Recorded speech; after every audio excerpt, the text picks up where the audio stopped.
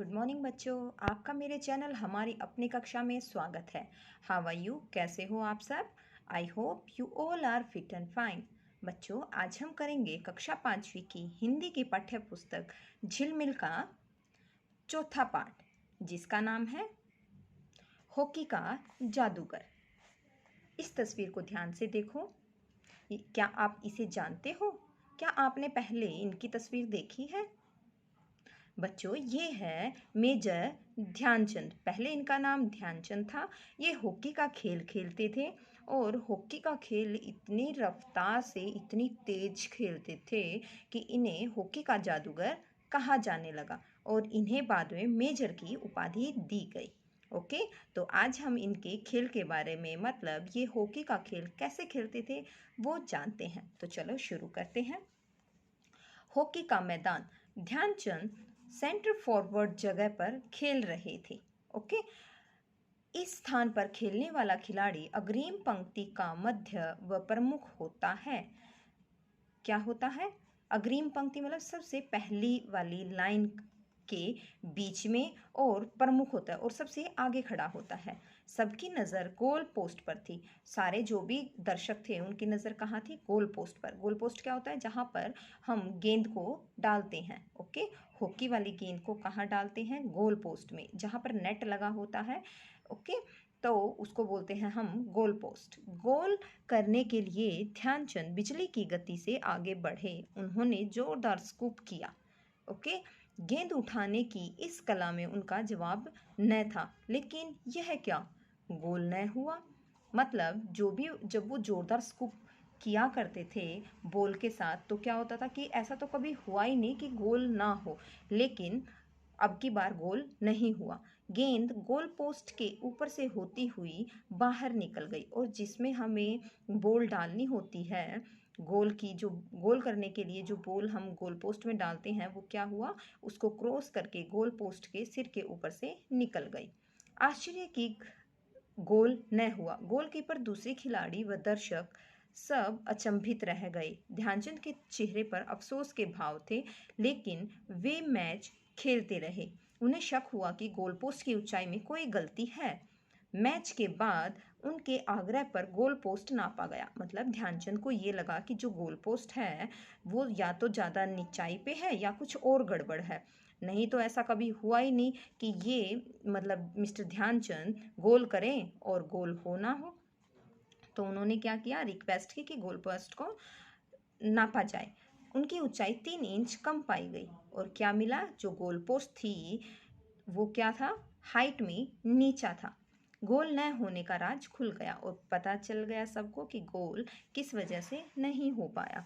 ध्यानचंद ने centre forward के रूप में खेलते हुए अपने खेल जीवन में 1000 गोल किए, जो कि विश्व रिकॉर्ड है। मतलब आज तक संसार में 1000 गोल किसी ने नहीं किए हैं, सिर्फ ध्यानचंद जी ने ही 1000 गोल किए हैं। हॉकी के इस खिलाड़ी का जन्म इलाहाबाद प्रयाग में 29 अगस्त 1905 को हुआ था। इनके पिता का नाम सोमेश्वर दत्त सिंह और माता का नाम श्यामा देवी था। पत्नी का नाम जानकी देवी था। मात्र 16 वर्ष की उम्र में ध्यानचंद को भारतीय सेना में नौकरी मिल गई थी। वे दिन में सेना में नौकरी करते और रात को मन लगाकर हॉकी का अभ्यास करते थे। वो किस में थे? आर्मी में लगे हुए थे। ओके, भारतीय सेना में कार्यरत थे। नौकरी 16 साल की उम्र में मिली थी और उसके बाद वो रात को, दिन में तो ड्यूटी करते थे और रात को क्या करते थे? हॉकी का खेल खेलते थे। स्टिक और बॉल के साथ उनकी कलाकारी कमाल की थी। वे विपक्षी रक्षकों के बीच गेंद को अपनी स्टिक से चिपकाए हुए मछली की तरह फिसल जाते और गोल पर गोल करते। इनके प्रारंभिक प्रशिक्षण सूबेदार मेजर बाले तिवारी ने इन्हें हॉकी के कई महत्वपूर्ण गुर सिखाए। इनका पहला प्रशिक्षक कौन था? मतलब कोच कौन था? सूबेदार मेजर बाले तिवारी। ओके, इनके बचपन का नाम ध्यान सिंह था, लेकिन सेना के अधिकारियों ने ही प्यार से इनका नाम ध्यानचंद रख दिया। पहले इनका नाम क्या था? ध्यान सिंह। ओके, और बाद में सेना में रहते हुए इनका नाम क्या रखा गया? ध्यानचंद। खेल में उपलब्धियों के सॉरी कारण सन 1947 के बाद मेजर के रूप में इनको पदोन्नति दी गई। मतलब बाद में इनका प्रमोशन करके इनको मेजर कहने लगे। नाम के आगे क्या लगा दिया गया, मेजर। ओके, और पूरा नाम क्या बन गया, मेजर ध्यानचंद। सन 1936 में बर्लिन ओलंपिक में ध्यानचंद जी की कप्तानी में भारतीय हॉकी टीम ने जर्मनी को उसके घर में 8-1 से करारी शिकस्त देकर स्वर्ण पदक जीता था। ओके, ओलंपिक में जब कैप्टन थे मेजर ध्यान सिंह, क्या थे, जब कप्तान थे हमारी भारतीय टीम के और ओलंपिक का खेल खेलने गए थे और जर्मनी में हुआ था, और इन्होंने जर्मनी की ही टीम को कितने से हराया था, 8-1। मतलब हमारे 8 थे नंबर थे और जर्मनी की टीम के कितने नंबर थे, सिर्फ 1। फाइनल देखने के लिए स्टेडियम में जर्मन तानाशाह एडोल्फ हिटलर भी मौजूद थे। ओके, विजेता टीम को उनके हाथों स्वर्ण पदक दिए जाने थे, लेकिन जर्मनी की हार से वे इतने गुस्से में थे कि खेल समाप्त होने से पहले ही स्टेडियम छोड़कर चले गए। अगले दिन हिटलर ने हॉकी के जादूगर ध्यानचंद से मिलने का संदेश भिजवाया। इससे वे बेहद चिंतित हो गए। उन्होंने हिटलर की तानाशाही व क्रूरता के कई किस्से सुने हुए थे। अगली सुबह जब ध्यानचंद हिटलर से मिलने पहुंचे तो जर्मन तानाशाह ने बेहद गर्मजोशी से उनका स्वागत किया। बातचीत के दौरान हिटलर ने उनके सामने जर्मन फौज में बड़े पद का प्रस्ताव दिया। हिटलर ने क्या कहा ध्यानचंद जी को कि आप हमारे यहाँ पर फौज में ज्वाइन कर लें और मैं आपको क्या दूंगा, बड़ा ओहदा दूंगा। ओके, मतलब बड़ी जॉब मिल जाएगी आपको अगर आप जर्मन में ही, हमारे जर्मनी में ही रहें और हमारी आर्मी को ज्वाइन करें। लेकिन हमारे दद्दा ने अपने देश प्रेम के कारण यह प्रस्ताव विनम्रतापूर्वक ठुकरा दिया और उन्होंने इस प्रस्ताव को स्वीकार नहीं किया। ध्यानचंद खेलते समय अपने अनुशासन और धैर्य के कारण भी प्रसिद्ध थे। मतलब खिलाड़ी को कैसे खेलना चाहिए, अनुशासन में और धैर्य के साथ खेलना चाहिए। और हमारे जो मेजर ध्यानचंद थे वो बिल्कुल अनुशासित और धैर्यवान थे। सन 1933 के आर्मी कप में विरोधी टीम ने के सेंटर हाफ खिलाड़ी ने खेल में पिछड़ने पर आपा खो दिया व ध्यानचंद के सिर पर हॉकी स्टिक दे मारी। ओके, जब एक बार गेम चल रहा था 1933 में आर्मी कप में, तो क्या हुआ, जब देशों के खिलाड़ी या दो टीम के खिलाड़ी होते हैं, तो जो विरोधी मतलब जो दूसरी टीम थी उसके एक खिलाड़ी को गुस्सा आया और ध्यानचंद जी के सिर पर हॉकी की स्टिक दे मारी। घायल ध्यानचंद ने मैदान के बाहर जाकर घाव पर पट्टी करवाई व खेल भावना का परिचय देते हुए पुनः मैदान में उतरे और वो दोबारा से पट्टी कराकर फिर से खेलने लगे। तत्पश्चात विपक्षी टीम ने ताबड़तोड़ 6 गोल करके खेल के उच्च कौशल से अपना बदला लिया। अपने परिवार और खेल प्रेमियों के बीच ध्यानचंद मतलब दद्दा के नाम से प्रसिद्ध थे। उनका दूसरा नाम क्या था, प्यार से लोग उन्हें क्या बोलते थे, दद्दा।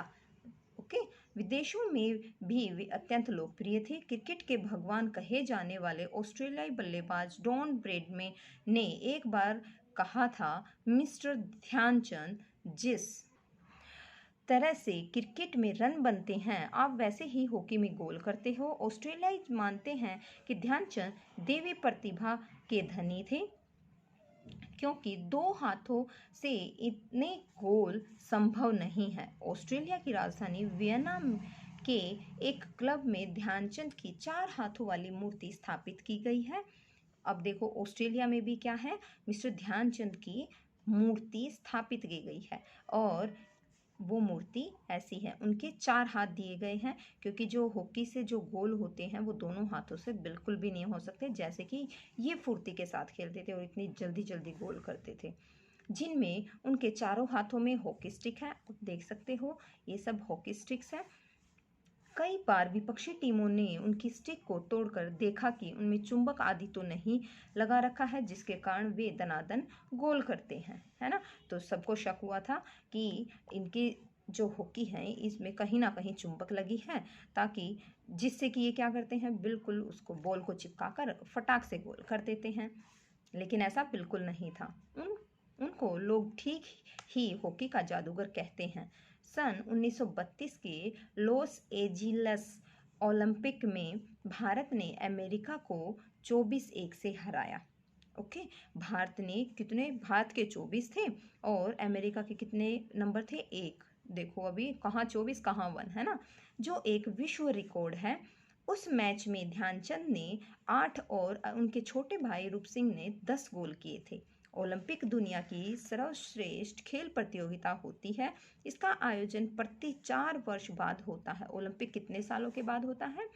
4 सालों के बाद होता है। और यही चीज़ हमने ईवीएस की बुक में भी पढ़ी थी। सन 1956 में ध्यानचंद को पद्म भूषण से सम्मानित किया गया। पद्म भूषण से कब सम्मानित किया गया ध्यानचंद जी को? 1956 में। सन 1972 के म्यूनिख ओलंपिक में विशेष अतिथि के रूप में ध्यानचंद को आमंत्रित किया गया, लेकिन आर्थिक स्थिति सही नहीं होने की वजह से वे सम्मान प्राप्त करने नहीं पहुंच सके थे।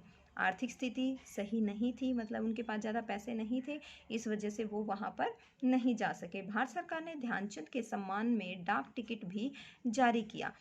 कभी आपने देखा हो पोस्ट ऑफिस में जो डाक टिकट होती हैं जो हम चिपकाते हैं, वो क्या होती हैं? ध्यानचंद के नाम से भी भारत सरकार ने प्रोवाइड करवाई थी। उनके जन्म दिवस 29 अगस्त को प्रतिवर्ष राष्ट्रीय खेल दिवस कब मनाया जाता है? 29 अगस्त को। ओके, मतलब उनके जन्म दिवस को क्या बोला जाता है? राष्ट्रीय खेल दिवस के रूप में आयोजित किया जाता है। भारत के राष्ट्रीय खेल हॉकी का गौरव ध्यानचंद के परिवार ने भी खूब बढ़ाया है। उनके पुत्र अशोक कुमार ने सन 1975 के विश्व कप में गोल करके भारत को हॉकी में विश्व विजेता बनाया था। जैसे मिस्टर ध्यानचंद थे, वैसे ही उनके पुत्र अशोक कुमार ने भी हॉकी में भारत को विश्व विजेता बनाया था। ओके, हॉकी से संन्यास के बाद भी ध्यानचंद को विदेशों में कई अच्छे प्रस्ताव आए, लेकिन उन्होंने धन के लिए देश नहीं छोड़ा। उन्होंने राष्ट्रीय खेल संस्थान पटियाला में ही प्रशिक्षक के रूप में कार्य किया। और वो क्या करने लगे? राष्ट्रीय खेल संस्थान है पटियाला में, पंजाब में, और वहीं पर as a coach, as a teacher बच्चों को सिखाने लगे। 3 दिसंबर 1979 को दिल्ली के एक अस्पताल में हॉकी के इस जादूगर का निधन हुआ था।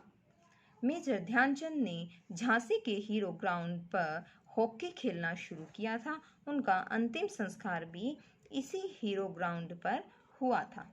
तो बच्चों, यहाँ पर हमारा page number 20 lesson number 4 complete हो गया है। आज हमने इस वीडियो में अपने पूरे लेसन की रीडिंग कर ली है।